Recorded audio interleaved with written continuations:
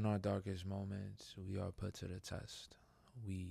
Our anxiety is out of control, and we are blindsided by things that we could not see coming.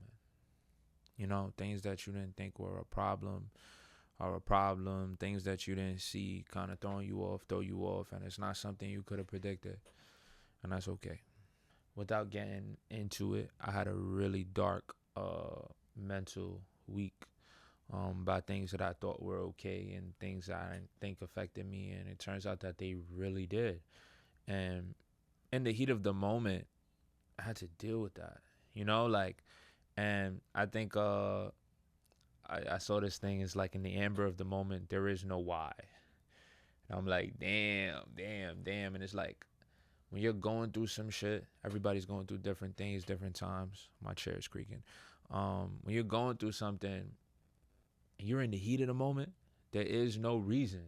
It just is what it is. Even if there's a reason for why you're going through it, you get what I'm saying? Like, you just have to deal with what it is in that exact moment. And the ability to, in the moment, pivot and understand that this is your power move. Like, when you are at your lowest, you can stay there and you could be in that mode and you could feel that. You could feel all the emotions. You could feel the rage, the anxiety, the sadness, the depression. You could feel all of those things, right? But when you choose to put an action behind it while feeling those emotions, is very different what could happen. Something very powerful could happen because you're not able to function. And when you're unable to function feeling these things, it's because it's that strong of a feeling, and that's what you're feeling. And there's nothing wrong with you. It's just what you're feeling, and what you're feeling is validated. You get what I'm saying? But putting those actions behind something, it moves you feeling that and going through all of that. I want to say there's gain with the pain. Like, if you just gotta go through the pain and you don't get nothing from it, that sucks. I'm not gonna lie, that sucks. Like, if you going through some shit, at least you gotta walk away with something, bro. You gotta come out with some shit out of it, or you just went through the shit for no reason. And when you are able to put that energy behind something, and create, whether it's write, whether it's journal for yourself, anything, when you get to pour it into something, the outcome of what you put into it, you get that times 10. Because on top of that, you know exactly how you were feeling when you did it. It could be something life changing. It could be you came to a conclusion, life changing. You might have been pushed to the edge, and now you went looking for answers online, and now you found the answer through a book. Now you're reading a book. Now that book, the book that you found, now came from your problem. It came from you trying to figure out how to feel better, and you found it. And you found the book through committing to an action, which was trying to figure out why. And feeling how you're feeling. Oh my God. Feeling how you're feeling and figuring out why. Like, it's underrated.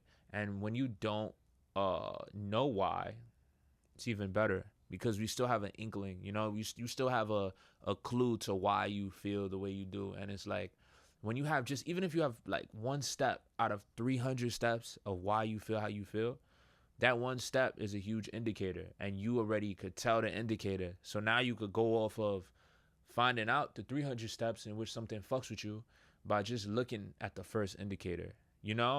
Like, if my arm is broken, I'm gonna sense, damn, why this hurt? I may not know that it's a fracture of this bone and this, and I don't know all of that, but it's the first indicator. Um, your darkest moments. And the crazy thing about life is, I said this before, it's just going to keep coming. Them dark moments are just going to keep coming and keep coming. And, suicide is at an all-time high. I think it's just so crazy. My neighborhood, rest in peace, years, a lot of people by me in my neighborhood that are jumping. And it's like, in America, it's really high. And it makes me think, like, I'm not a therapist, I'm not a psych, I got no license in this shit. I'm just a human being, thinking about this shit.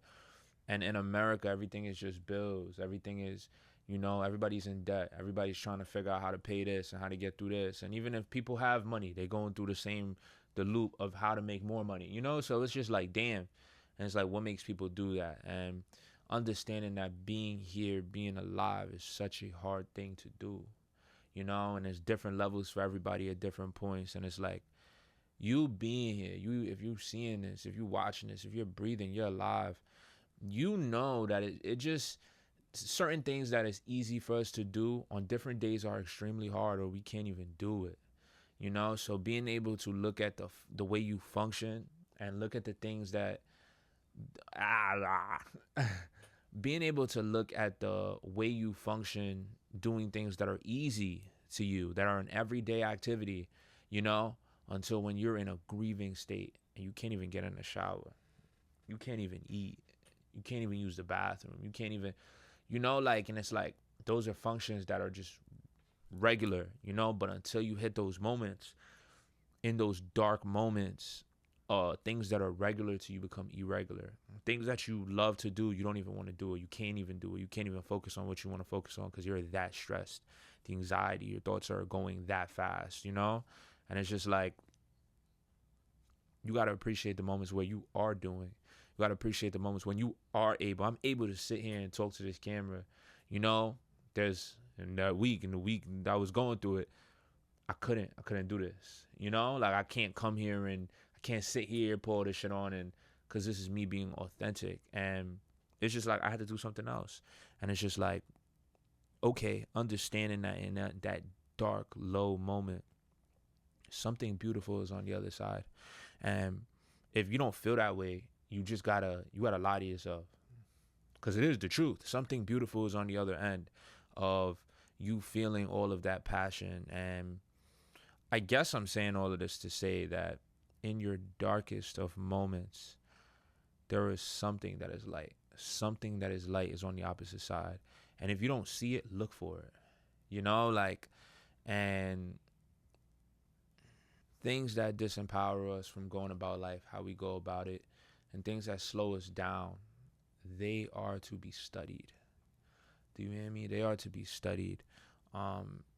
Things that bother you, that may not bother other people, and you're like, oh, is something wrong with me? They bother you for a reason, you know? And it's like, there's nothing wrong with you. It's okay to go and find out why you feel the way that you feel and give yourself grace with it. And sort of my problem, and I know I'm not the only one, my problem is I don't treat myself how I treat people, you know?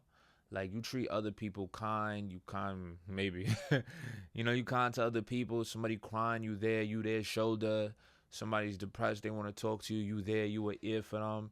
But it just happens to be that when it's your turn and you got your shit and you can't go to nobody, because nobody could be the shoulder how you're their shoulder. You know, nobody could be that person to give you the answers the way you giving answers to people.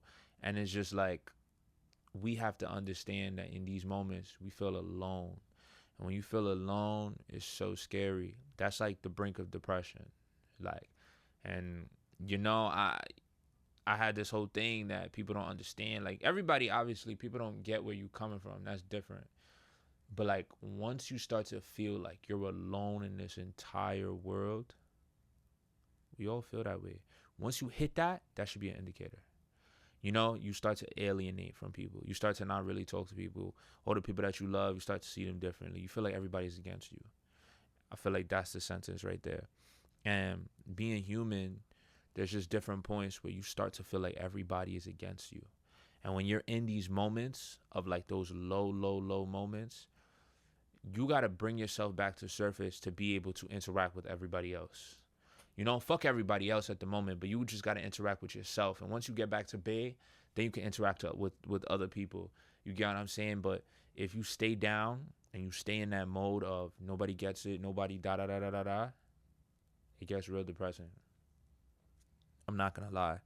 And whatever your spiritual journey is, I really advise. I feel that's the only way. And this should be a separate video.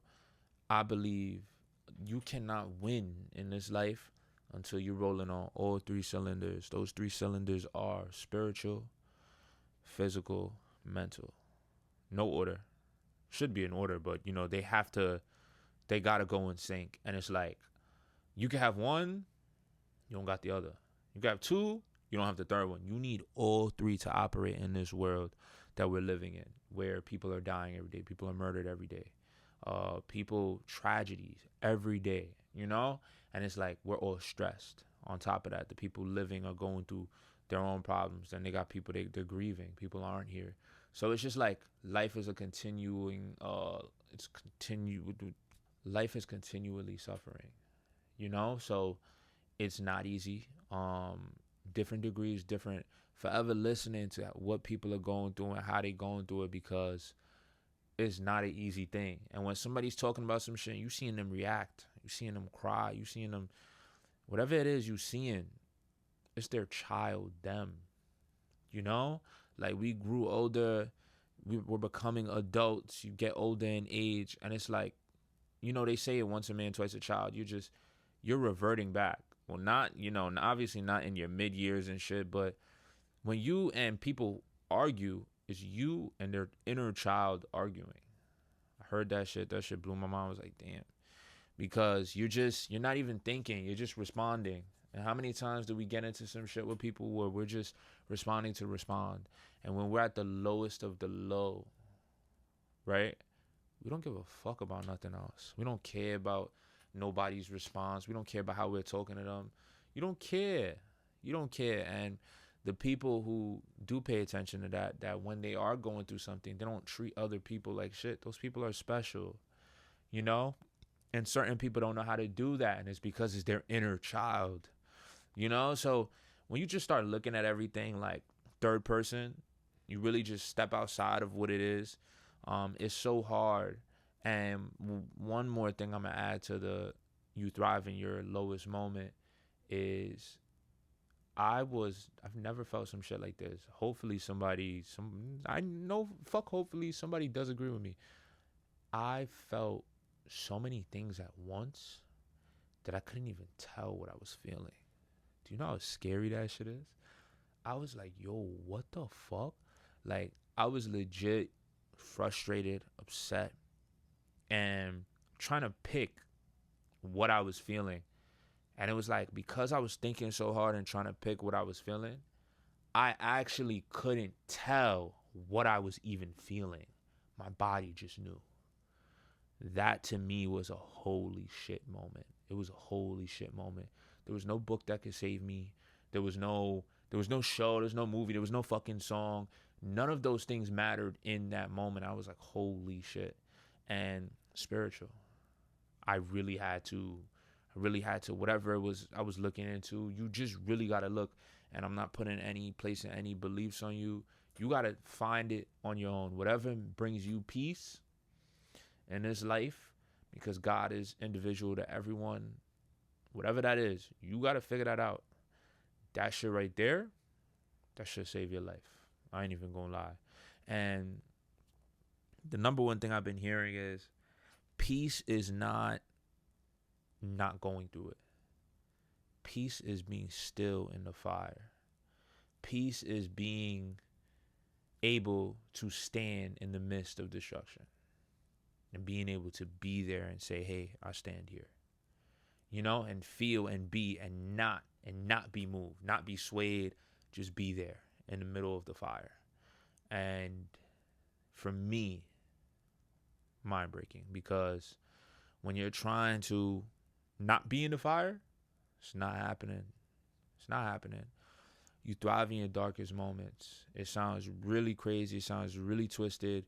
And I have a whole bunch of other darker moments to go through. And when I get there, I don't know how I'm going to deal with them, But this is one of those darker moments, and I was able to, I'm happy I'm able to talk about this, Like, I wasn't able to even really figure it out for myself. I slowly pieced it together and found a book and a this and a that, and just really do that. I don't know, but this video, you thrive in your darkest moments.